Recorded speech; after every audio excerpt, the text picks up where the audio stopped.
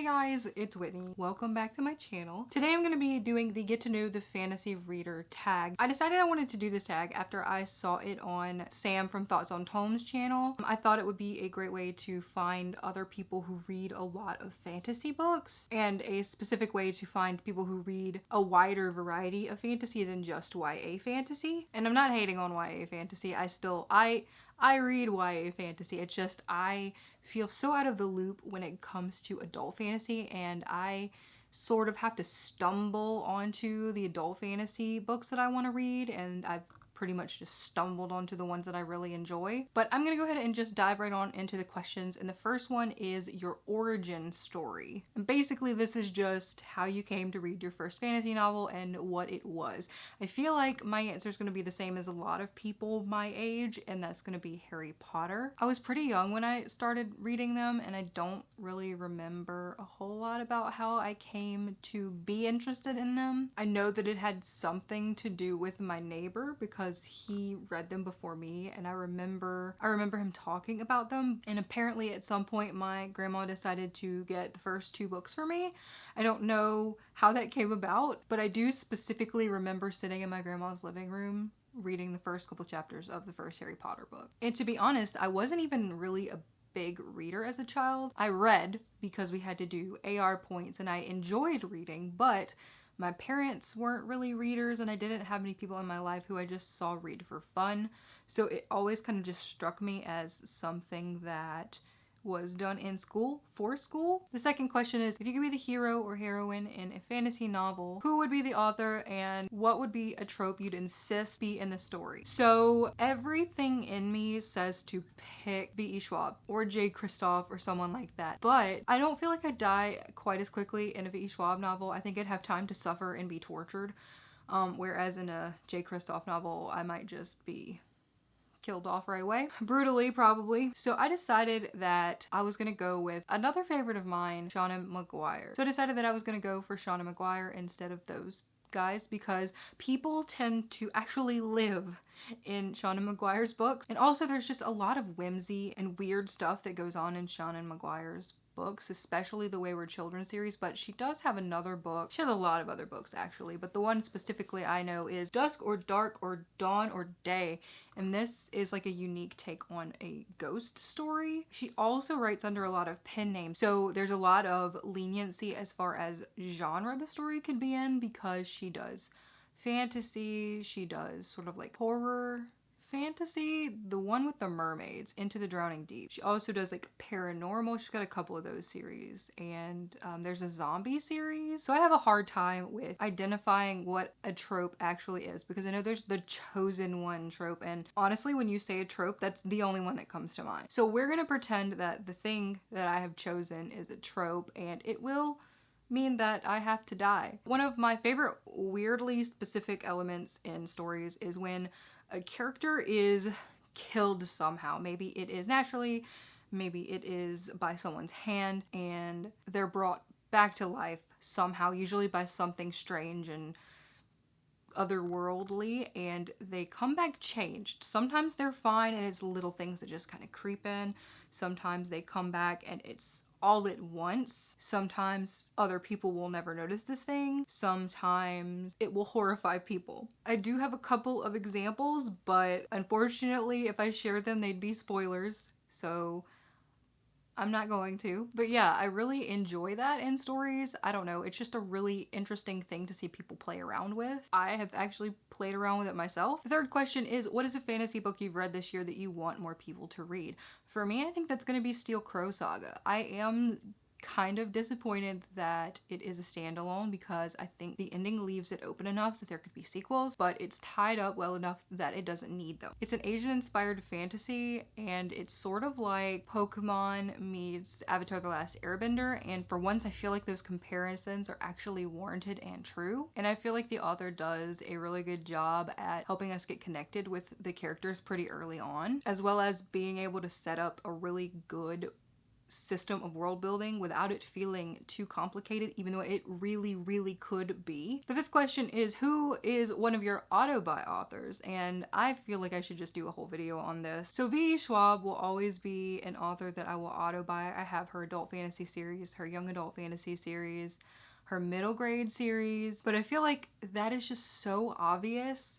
So I'm actually gonna go with Maggie Stiefvater because I don't feel like I talk about the Raven cycle a lot, and I feel like her new series, the Dreamer Trilogy, I think it's gonna be, has quickly become one that I love. And I've also read Shiver by her. I have All the Crooked Saints, which I hear was sort of a dud, but I think I'm gonna read it anyway. I know that there's another trilogy that she has written that I can't for the life of me remember the name of, that I do need to read. But as of right now, Maggie Stiefvater is one of my auto-buy authors. I don't know that I will revisit the rest of the Shiver series. I only read the first book and I don't know if I feel like getting into the rest of them. But from that point onward, everything she's written and probably everything she will write, I will probably pick up. The sixth question is, how do you typically find fantasy recommendations? Specifically, it lists Goodreads, YouTube, podcasts, Instagram. So for me, it's kind of a mix. Most of the time I'm watching BookTube, watching the people. I watch their videos for fantasy recommendations and I get my recommendations from them. But I do also tend to get recommendations from Twitter and also from Instagram. I'll see like a picture of a book that looks really interesting and I will go over to Goodreads and find out what it's about. And if I like the sound of it, I put it somewhere so I can remember to purchase it when it comes out or try a sample of it or something like that. The seventh question is, what upcoming fantasy release are you excited for? I have a list. I'll just name a few. So obviously, The Invisible Life of Addie LaRue by V.E. Schwab, Cemetery Boys by Aidan Thomas, Over the Woodward Wall by Deborah something. It is another Shauna Mcguire pen name, and The Empire of Gold by S.A. Chakraborty. There's a lot more that I just can't think of right off the top of my head, but those are the ones that I know for certain I have to have. Number 8 is, what is a misconception about fantasy you would like to lay to rest? My gut instinct is to talk about the Boys Club, but Thoughts on Tomes and The Book Pusher both spoke about that, and they covered all of the points that I feel like I would have wanted to cover. So I feel like if you want to hear about that, you can go and watch their videos, and I'll obviously link those below. So I guess I'll go with the fact that a lot of people seem to think that fantasy is all really dense and hard to read, and it isn't. So the thing about fantasy is that pretty much any fantasy book you're ever gonna read is gonna have a learning curve to deal with the world, and every author is going to handle that differently. Everybody's got their own way that they like to give the readers information, or in some cases not give the information to the reader and just throw us in and let us flounder for a while. But I think when people think about fantasy being dense and complicated, they think about that learning curve and not necessarily the actual writing. But there's a lot of fantasy that has really accessible writing, and obviously everybody has their own writing style preferences as a reader, so not everything is going to suit everyone. But thinking that you can't get into something because the writing is going to be too dense or too hard to get into, I want that narrative to end, and I want more people to read fantasy. Number 9, if someone had never read a fantasy book before and asked you to recommend 3 books that come to mind as a place to start, what would your recommendations be? So my instinctual answer is to go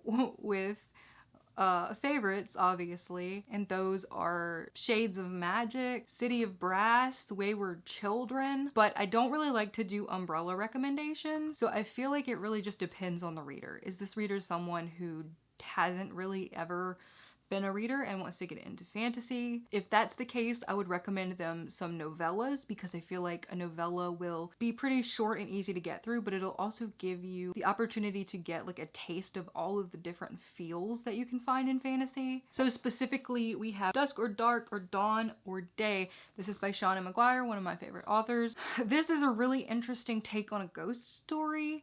It's got a mystery element, and you know, you've got paranormal stuff instead of like a really high fantasy setting. It's also not super dark. It has some little dark elements here and there, but it's not overwhelming. And then on the flip side, you've got The Monsters of Elendhaven, which is absolutely one of my favorite novellas.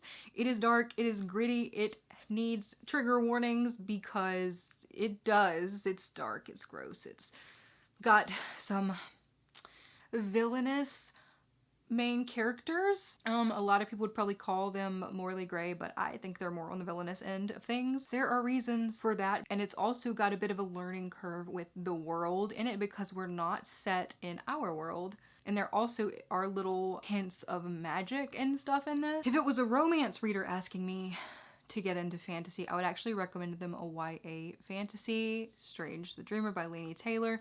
I feel like Laini Taylor does a nice mix of actual fantasy, plot-driven stuff, as well as the romancy aspects of things. Also with really beautiful writing and really vivid world building, so I feel like they'd have a good time with this one. And another example would be if someone into litfic wanted to get into fantasy, I would say that this book is a mix of litfic and fantasy on its own, and that is The Night Circus by Erin Morgenstern. This also has a hint of historical stuff. It is not super heavy on the magical world because it's set in ours, just with a tone of a magical competition thing happening. And number 10 is, who is the most recent fantasy content creator you came across that you'd like to shout out? So sadly, I actually am gonna have to say that I haven't searched out any new fantasy creators recently. That's why I'm doing this tag actually. So I'm not gonna shout anyone out right now, but I do plan on doing some shout outs in the future on their own as videos. So look for those because I'll shout out those people there when I find them. But that is it for today. I hope you guys had a good time watching. If you do this tag, please, please, please let me know because I want to watch your videos. I want to see your recommendations. I want to see your answers. But that is it for today, and I will see you guys next time.